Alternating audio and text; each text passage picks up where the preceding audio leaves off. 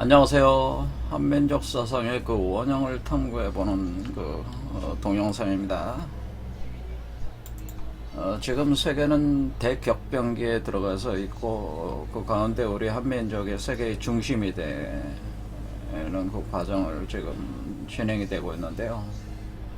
이번에 며칠 후에 G7 정상회담이 영국에서 열리는데 우리 대한민국의 거의 옵서버로 이렇게 초대가 됐죠. 그런데 장차 G7을 D10으로 이렇게 바꾸면서 우리가 세계의 리더 국가로 이렇게 공식화되는 그런 변화가 있을 것이다. 그런 게 이제 대다수 이쪽 방면에 계신 분들이 예측하고 있는 바인데, 그럴 경우 우리가 세계의 리더 국가로 이렇게 등장을 할 때에 우리는 새로운 어떤 인간관, 세계관, 그리고 가치관을 인류에게 제시를 해서 이전의 패도적인 인류 문명을 좀 더 인간의 진화 원리에 맞는 어떤 그런 관으로 이렇게 이제 새로 바꿔나가는 걸 우리가 주도를 해야 된다고 하는 거죠. 새로운 문명을 여는 주도자가 돼야 되는데, 그럼 반드시 우리가 우리 자신의 정체성, 그래서 우리 한민족 사상의 원형을 파악하는 건 너무나 중요한 과제다, 그런 겁니다. 그래서 제가 그런 관점에서 좀 이 영상을 계속 진행을 하고 있습니다. 그런데 우리 사상이 이제 보통 홍익인간 사상이 우리 한민족 사상이라고 하는데, 이 홍익인간이라는 말이 단군신화에 등장하죠. 단군신화에 처음 등장하는 말인데, 이 단군신화가 사실은 어떤 궁울영부 메커니즘 원리를 신화적으로 이렇게 기술해 놓은 것이라는 걸 제가 지금 여러분들한테 분석을 해서 이제 알려드리고 있는데, 근데 이 궁울영부라고 하는 것이 사실 홍익인간을 하게 하는 핵심적인 실체라는 거죠. 그래서 그것이 동학, 최순 선생 때 동학에 등장을 했는데, 사실은 이것이 최순 동학에서만 등장한 게 아니고 이미 마고성 시대로부터 계속 뿌리가 돼서 연원이 돼서 이렇게 왔다고 하는 거예요. 그래서 지금 계속 분석을 하고 있는데, 지난 시간에 여기 장, 풍배, 우사, 운사 요 구절을 했었는데,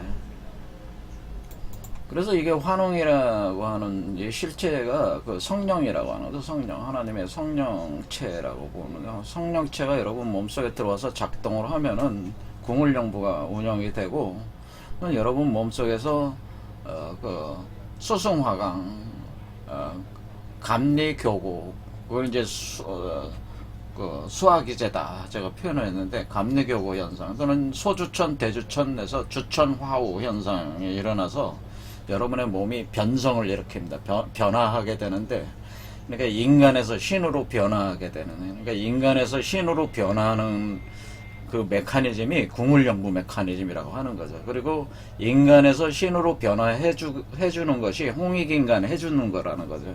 인간을 홍익하는 행위가 인간을 신으로 변화시켜주는 게 인간을 홍익하는 거란 말이에요. 그러니까 엄청난 거죠, 사실은. 그래서 그게 이제 거기서 그 이치 자체가 여러분 몸 안에서 여러분 자신이 다시 태어나는 거예요. 인간의 몸에서 신의 몸으로 여러분이 다시 태어나는 과정으로 이렇게 그림으로 표시를 하게 되는데, 표현하게 되는데, 여기서 요 태어나는 게 바로 단군왕검이라고 하는 거죠. 그래서 여러분 몸 안에서 단군왕검이 태어나는 건데, 이 단군왕검을 가리켜서 이 태어나는 과정에 있어서 그것을 풍백, 운사, 우사 이렇게 흘러가기 때문에 단군왕검이라고 한 것이고, 우리가 최수운이라는 이름 자체가 요런 풍백, 운사, 우사, 운사 개념이라는, 그래서 그것이 기독교에서도 그리스도가 구름을 타고 온다고 이렇게 표현이 되어 있다라고 하는 똑같은 이치다, 그런 겁니다. 그러니까 여기 장, 풍백, 운사, 우사, 운사라는 개념은 여러분 안에서 몸 자체가 일종의 연금술적 변형을 일으키는 걸 표현해주는 말이라는 거예요. 이게 그런 얘기죠. 자, 그러면은 요 문장 요렇게, 그러니까 우리가 지금 개념 자체가 지금 그림을 보면은 그러니까 이렇게 해서 여기서 그러니까 요게 이제 이렇게 생기는 거죠. 생겨가지고 이렇게 태어나는 이런 것이 이제는 풍내에게 홍익인 과정이고, 이렇게 이제 몸의 변성 과정이 일어나는 이 메커니즘으로 이렇게 가는데, 지금 여기 보면은 요게 결국 이렇게 이렇게 두 개의 뱀의 기운으로 표현되는 음양의 꼬임 현상이라고 하는 것이 하나의 사실은 용이 형성이 돼가지고 올라가는 거다. 그렇게 제가 그걸 표현할 때, 우리가 밑에 현무가 있어가지고 현무에 두 개의 뱀의 줄기가 꼬여 올라가면서 북현무가 동청룡으로 형성화가 되면서 올라가는 것이다. 그러니까 여기 보면 이제 북현무가 이렇게 잘 보시면 뱀이 두 마리가 이렇게 양쪽에, 요게 북현무예요. 우리가 여러분들이 우리 고분 같은 데 이런 데 가시면, 왕릉 같은 데 가면은 이런 거 많이 있잖아요. 이런 형상 가진 거 많이 있죠. 그때 여기 거북이가 있잖아요. 거북이. 근데 여러분들은 거북이라고 생각하는데, 거북이 형태를 가진 용입니다. 이게 여기 보면 여의주를 입에 물고 있고, 요게 기둥이 있는 거죠. 기둥. 그리고 여기 용이 두 마리가 이렇게 있다면, 쌍용 구조로 돼 있다면, 그러니까 이게 현무를 형성해 놓은 겁니다. 현무를. 그러니까 이 모양 자체가, 요걸 표현해 놓은 거죠. 이렇게 여러분 아래 이렇게 있어가지고 이렇게 올라가네. 이렇게, 그렇지. 이런 식으로. 그러니까 밑에 현무가 있고, 이렇게 두 마리 뱀이 기둥. 그러니까 이게 지금 여러분의 중맥 기둥이 되는 거죠. 중맥 기둥을 휘감고 올라간다. 그런 표현이란 말이에요. 이게 이제 우리 왕릉 같은 데 많이 있는 거죠. 태종부열 왕릉, 저도 경주에 거기 가봤는데, 거기에 또 이런 게 있더라고요. 또 굉장히 많아요. 전 세계적으로 사실은. 이 동양권에 굉장히 많은, 이제 이런 비석들이죠, 이게. 그런데 이게 현무를 상징하는 거고, 이 현무가 두 마리 뱀이 꼬여 올라가는 요거 자체가, 요 기운이 합해가는 거예요. 합해가면서 용으로 날아오르는 거기 때문에, 지금 여기서 보면은 요게 지금 현무잖아요. 현무. 그 다음에 그러니까 북현무, 동청용, 그러니까 용이 돼서 날아오는 거예요. 그러니까 이 용이 두 개의 기운이 뭉쳐서 용이 되는 겁니다. 그러면 그러니까 요게 바로 용이야. 용이 이렇게 두 개의 기운이 용이 이렇게 올라가는. 이렇게 똑같은 게죠. 자, 그래서 우리가 용이 날아오른다, 이렇게 돼. 용이 날아오른다. 그러니까 이 과정 자체는 비룡하는 과정이다. 비룡. 그러니까 용이 날아오르는 거지. 용이 날아오른다. 그러니까 용이 날아오르면 용이 뭐야? 날아오르면은 구름이 형성이 된다. 그래, 구름. 그래서 구름에 비를 내린다고 그러잖아요. 이게 비룡 현상이 어디에 있는? 비룡 현상이 여러분 몸속에서 일어나는 거죠. 여러분 몸속에서 비룡 현상이 바로 궁울영부 과정이죠, 이게. 자, 그러면 이 비룡 현상을 표현한 게, 우리 유명한, 용비어천가라는 게 있죠? 용비어천가는, 여러분들이 이제 영화가 아니라 드라마, 육룡이 나르샤. 2015년에 10월 달부터 2016년 3월 달까지 SBS에서 방영한데, 육룡이 나르샤 많이 들어보셨죠? 근데 이 육룡이 나르샤라는 이 표현 자체가 6마리 용이잖아요. 6마리 용. 그러니까 6마리 용이라고 하는 것은, 이 용이 날아오르는 거잖아요. 그러니까 6개의 차크라를 거쳐서 날아오른다는 뜻이 육룡이 나르샤, 그런 표현이라는 거죠. 하나, 둘, 셋, 넷, 다섯, 여섯 번째 날은 뒤에 7번째 나오는 거죠. 그러니까 7번째는 봉황으로 나오는 거죠. 6번째 봉황으로 변해가지고 이렇게 나오는 거는, 봉황의 알 속에서 봉황이 돼가지고 태어나는 거니까, 이렇게 날아오르는, 이거는 이제 육룡이 나르샤, 이렇게 하는 거예요. 육룡이 나르샤. 근데 육룡이 날아오는다. 그러니까 육룡이 나르샤. 근데 이 육룡이 나르는 거를 용비어천가라고, 용이 날아오른다. 그러니까 어천가 용이 날아오른다. 하늘로 날아오른다는 어천한다고 하는 거죠. 하늘로 날아올라가는 노래. 이것이 용비어천가라고 하는 거죠. 근데 이 용비어천가가 이게 뭐냐면은 용비어천가 아주 유명하죠. 왜? 이거는 세종대왕이 이걸 만든 거죠. 그래서 세종대왕이 한글 창제를 하셨잖아요. 한글 창제를 하신 뒤에 이 한글을 가지고 그 시험, 그러니까 이거 가지고 한번 노래를 지어라 이렇게 한 거예요. 그러니까 한글을 가지고 사용하는 그 첫 작품, 그러니까 최초의 한글 문헌이래. 최초의 한글 문헌. 그래서 이거를 누구한테 시켰냐면은 권제, 정인지, 뭐 안지, 여기 정인지, 안지, 권제 이 세 사람에게 그 용비어천가를 지어라 해가지고 이 세 사람이 용비어천가를 125악장으로 된 용비어천가를 지었어요. 지어가지고 바쳤어요. 세종대왕. 그런데 이게 뭐냐면은 세종의 선대 6조, 목조, 익조, 도조, 환조, 태조, 태종 이렇게 간다는, 이렇게 했다는 거죠.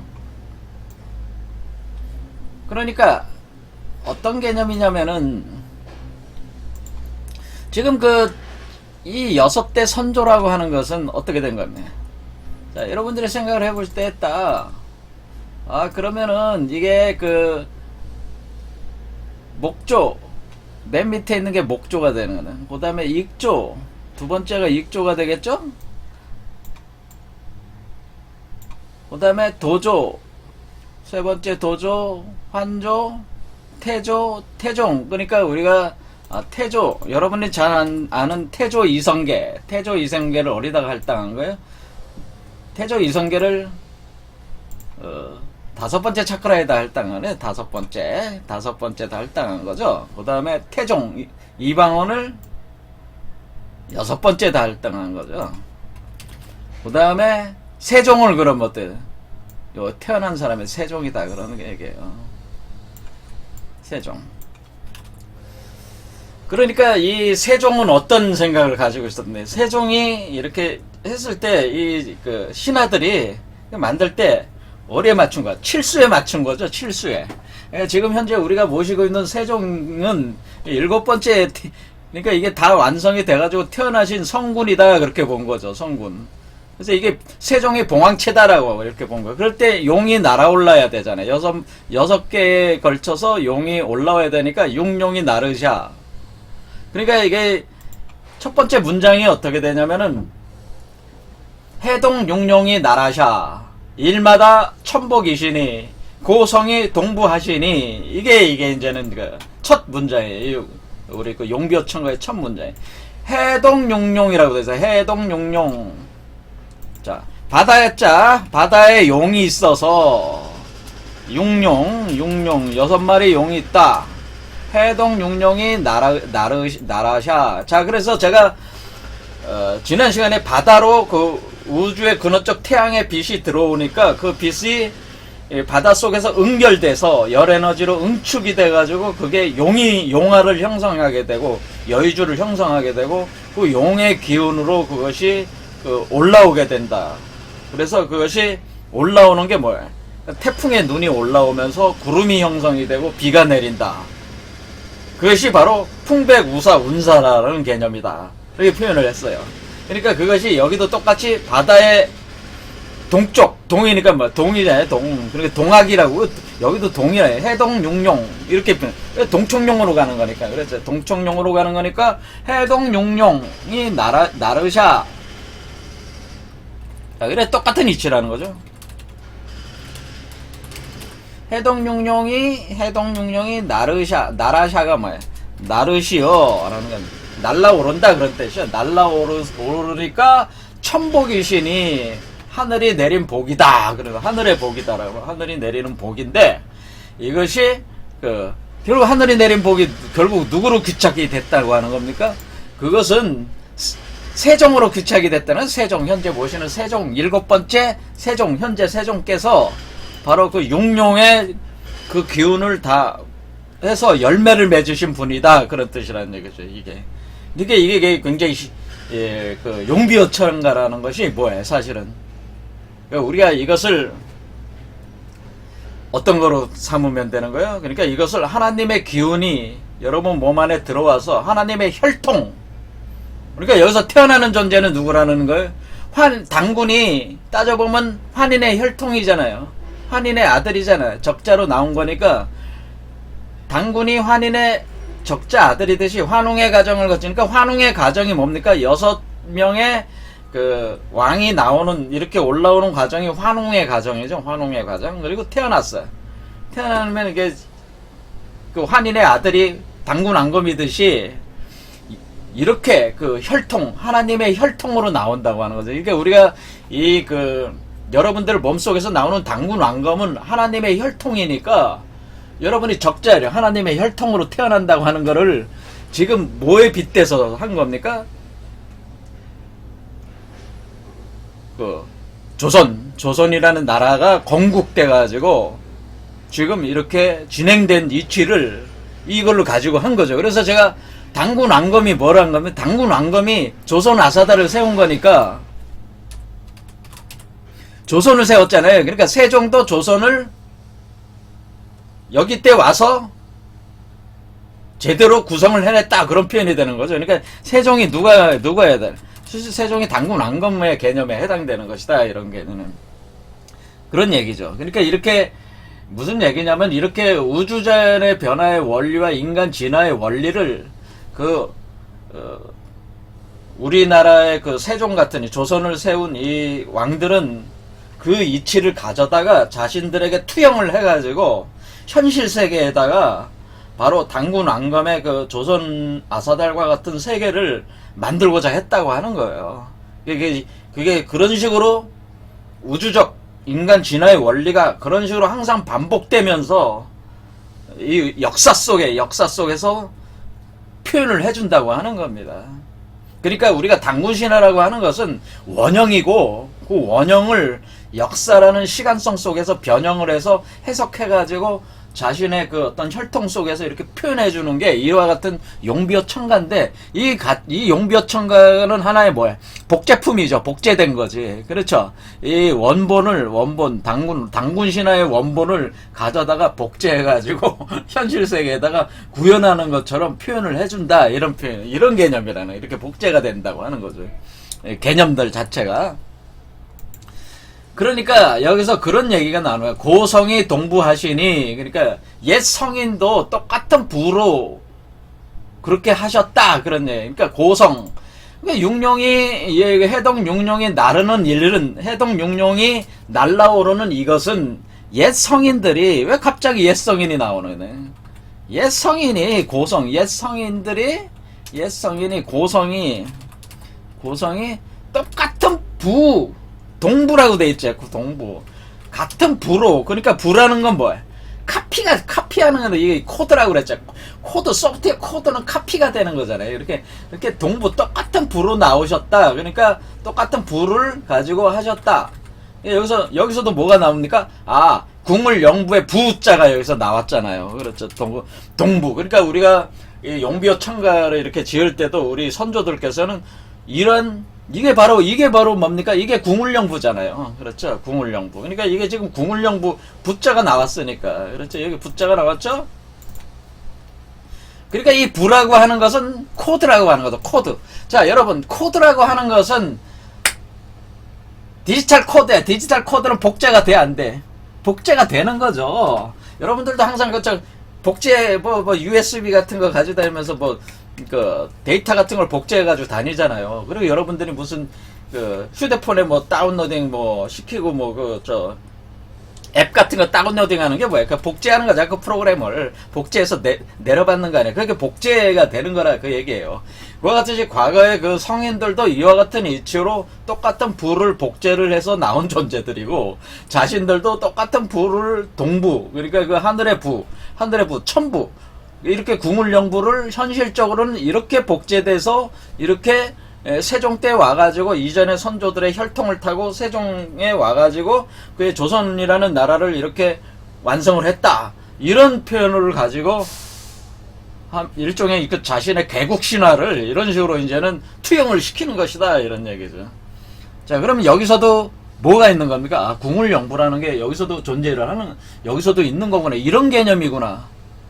자, 그럼 우리 한민족의 입장으로 볼 때 어떻게 생각하시면 돼요?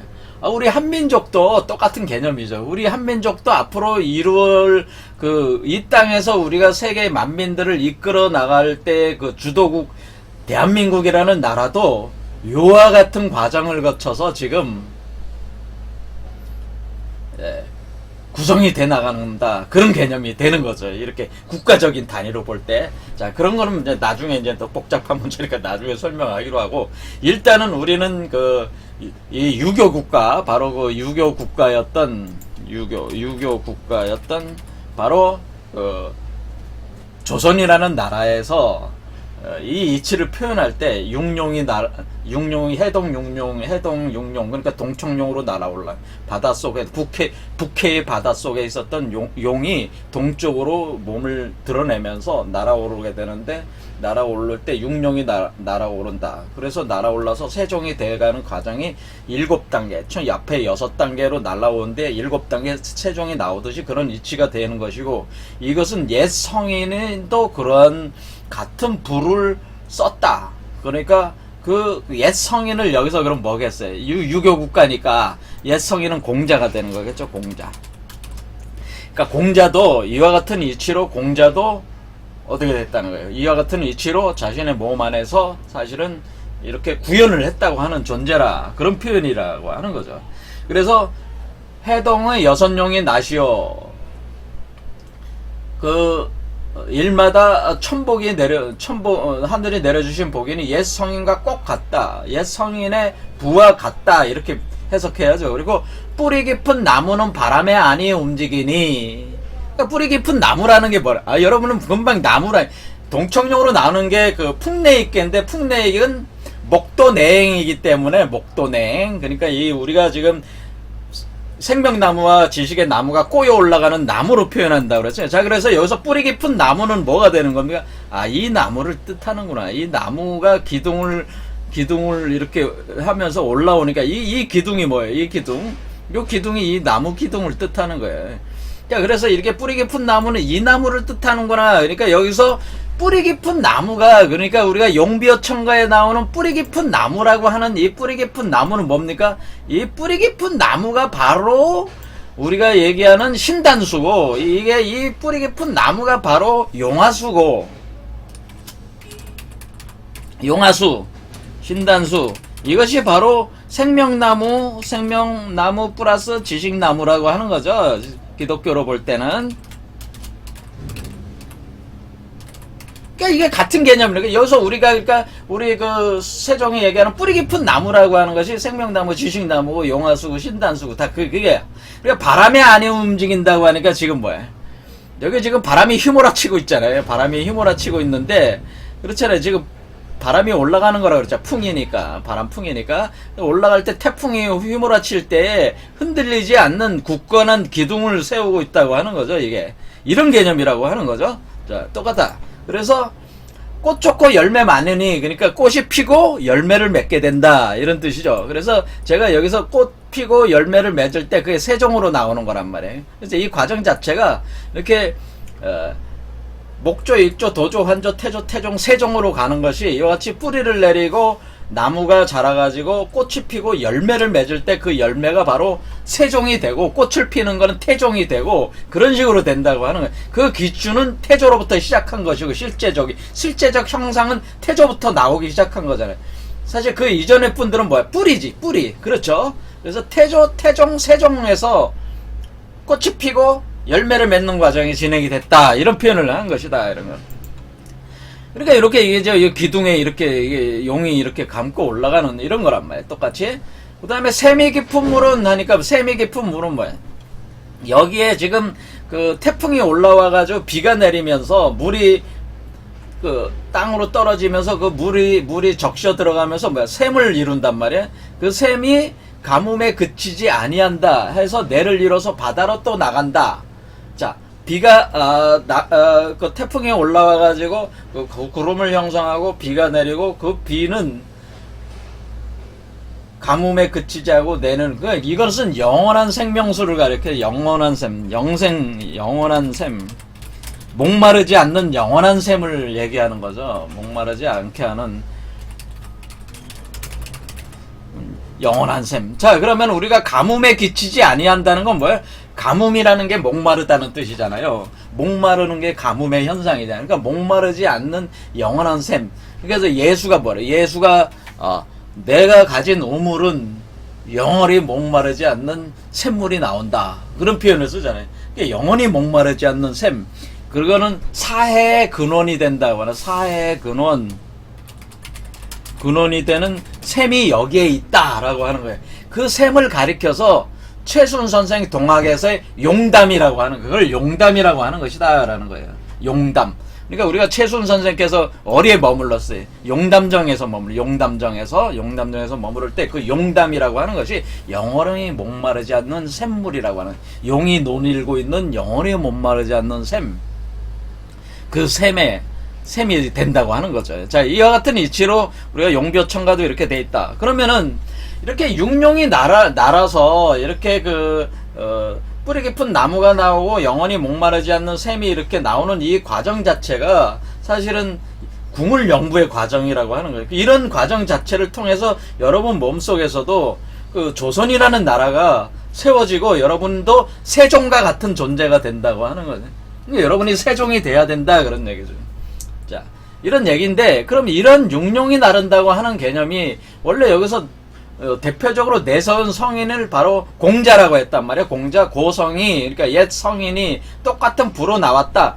그러면 이 용비어천가라는 말 자체가 어디서 나온 거냐면은, 왜 이 고성이라는 말을 쓰게 되냐면은, 원래 공자라는 사람이, 이 양반이 쓴 글에 이 표현들이 다 있기 때문에 그래. 그러면 이 공자가 그럼 어디에 있습니까? 자, 공자라는 사람은, 자, 우리가 지금 궁을영부의 과정을 제가 지금 얘기를 한 게 뭐가 있었어요. 그 불교에 우리가 미륵불이 용화수에서 득도했다는 거 가지고 이미 불교의 이치가 궁을영부가 돌아간 것이라고 얘기했고, 그 다음 기독교는 제가 해석을 다 하지는 않았지만 간혹 글귀를 가져와서 인용을 해서 여러분들한테 사실은 같은 이치라는 걸 은연중 다 알려드렸어요. 하지만 그것도 본격적으로 제가 설명을 해드리겠지만은 그것도 궁을영부의 과정이에요. 여러분 몸에서 예수가 재림해서 나오는 것도 궁을영부의 과정이다. 그러면은 유교도 그럼 똑같은 겁니까? 공자도 그럼 똑같은 겁니까? 공자도 똑같습니다. 그러니까 여기 용비어천가를 우선 제가 말씀을 드린 유교국가, 여기 이 표현 자체가 그 공자의 이 문장에서 가져온 거라. 용비어천가라는 말 자체가 공자가 쓴 문장에서 가져온 어휘예요, 이게. 그래서 그 공자도 똑같은 이치로 설명을 했다고 하는 거예요. 어디서 설명했냐면 주역이라는 곳에서 설명했다. 그리고 공자라는 분은 성인입니다. 성인인데 기원전 551년에서 기원전 479년까지 이제는 생모를 하셨는데, 그때 유교의 시조죠. 유학의 시조. 자, 유불선에서 그러면 유도의 시조인 공자, 바로 이 성인도 똑같이 궁을영부의 과정으로 이분도 깨달음을 얻으신 겁니까? 이렇게 할 때 그렇습니다. 공자도 궁을영부를 통해서 깨달음을 얻은 겁니다. 제가 자신있게 말씀을 드리는 거예요. 왜 이런 얘기를 하게 되냐면은, 최순 선생께서도 뭐라고 이렇게 했냐면, 포덕문, 다음에 수덕문에 뭐라고 했냐면은, 최순 선생께서 수덕문의 8절에 보면은, 기비, 중리, 지도, 이렇게 썼어요. 그러니까 우리가 이렇게 최순 선생이 자신의 몸에서 이 궁을영부의 형상을 가지고 21자의 주문을 이렇게 외울 때에, 자신이 그런 수행을 할 때에 관자로서, 동자로서 몸 밖으로 이렇게 태어났는데, 이것은 사실은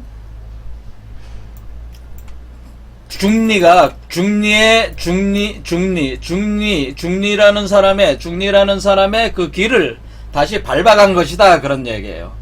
그러니까 여기서 중리가 바로 공자입니다. 공자. 바로 공자의 행적을 그대로 쫓아간 것이다. 그런 표현을 썼어요. 그래서 최순 선생이. 그러니까 공자지도 하는 게 뭐 공자의 그 발자취를 쫓아서 자신이 이 이치를 이루었다.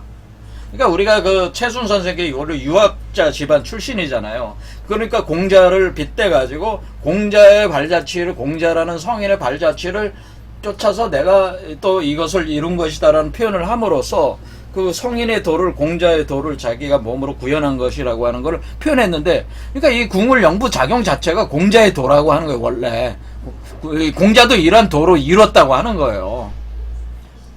자, 그럼 그게 어디 나와 있다고 하는 겁니까? 그럼 공자야. 공자의 이름을, 공자는 다른 말로 이름은 구, 자는 중리란 말이에요. 그러니까 자를 써가지고, 공자의 자를 써가지고 최순 동학 거기서 중리지도 에서 중리의 발자취를 따라가서 이룬 것이다, 이렇게 표현을 했는데, 그럼 공자가 자신의 사상의 핵심을 집어넣은 것이 어디냐면은 대학과 중용이나 논어 같은 건 여러분이 잘 아시니까 제가 나중에 뭐 대학 중용 같은 거 한번 해석할 기회가 있으면 해석을 하겠지만은, 일단은 이런 대학 중용 논어보다도 더 핵심적인 게 주역에 있다고 하는 거예요. 공자의 철학 사상의 핵심은 주역의 그 시빅, 그러니까 우리가 주역은 문왕, 주공, 공자 세 사람이 만들었다, 이렇게 생각하시면 되는데, 그러니까 문왕과 주공이 그 한 괴사와 효사 같은 거는 역경이라고 하고, 이 역경에 대해서 주회를 달게 되는데, 그것이 시빅으로 달게 되는데, 공자 사상의 핵심은 주역의 시빅에, 그래서 요거 시빅까지 합해가지고 주역이라고 하는 겁니다. 그래서 문왕, 주공, 공자 이 세 분이 만드신 게 주역이다, 이렇게 생각하시면 되는데, 거기서 공자가 쓴 시빅이 바로 이 공자 사상의 핵심이라고 하는 거예요. 그래서 이 시빅 안에 공자가 이 우주자연의 변화와 인간 진화의 원리를 이 시빅 안에 표현을 해놨어요. 그래서 궁울영부의 원리도 이 시빅 안에 사실은 감춰놨다는 거예요.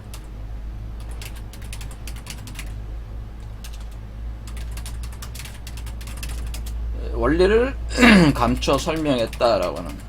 그래서 우리가 주역이라는 책을 뭐라고 하냐면은 공자의 비결서다, 이렇게 표현해요. 공자의 비결. 그러니까 공자가 앞으로 이 우주자연과 인간의 진화의 원리가 진행이 돼서 앞으로 인류가 어떻게 변화할 것인가를 이게 거기다가 써놨는데 사람들에게 해석을 못하는 거죠. 그래서 비결서라고 하는 거예요. 비밀의 문서라는 거예요. 비밀의 문서.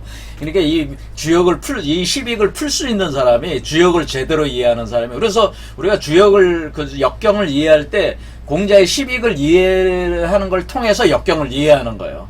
그래서 공자 사상을 기초로 해서만이 역경을 이해하지 제대로 이해하는 건데, 공자가 그 이해할 수 있는 그 해석하는 그 시빅을 비밀의 어떤 그런 글자들을 많이 숨겨서 써놨기 때문에 사람들이 오늘날 주역 공부하는 사람들도 주역을 잘 모르는 거예요, 사실은. 그러면 난해한 거예요, 그래서.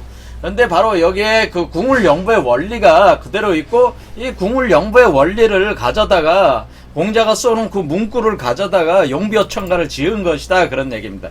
자, 이래 시간이 많이 흘렀으니까 다음 시간에 바로 공자가 이렇게 써놓은, 그럼 거기에 궁울영부가 어디에 있다는 겁니까? 거기 원리가 어디 있다, 이 용이 날아가는 원리가 어디 있다는 겁니까? 용비어천가가 어디 있다는 겁니까? 그건 다음 시간에 하도록 하겠습니다. 오늘 여기까지 하겠습니다. 감사합니다.